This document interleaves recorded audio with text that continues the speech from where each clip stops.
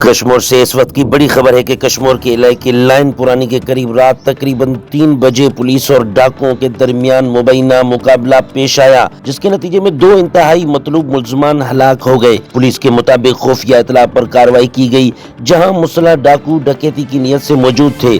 Police party کے پہنچتے ہی ملزمان نے فائرنگ شروع کر دی، جس کے نتیجے میں دونوں جانب سے شدید فائرنگ کا تبادلہ ہوا۔ جوابی کارروائی میں 2 خطرناک ڈاکو مارے گئے، جن کی شناخت فرید میرانی اور بھورو عرف بھورن کے نام سے کی گئی۔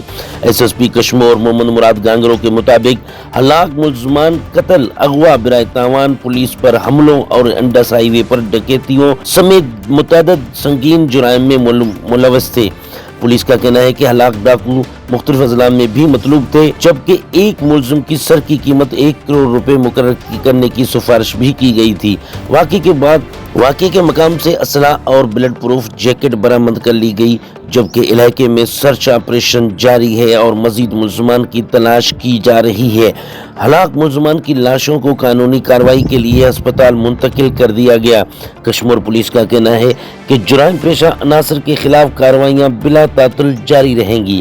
آپ کو ایک اہم خبر سے آگاہ کرتے چلیں کہ کشمور کے علاقے لائن پرانی کے قریب رات تقریباً 3 بجے پولیس اور ڈاکوؤں کے درمیان مبینہ مقابلہ پیش آیا، جس کے نتیجے میں 2 انتہائی مطلوب ملزمان ہلاک ہو گئے۔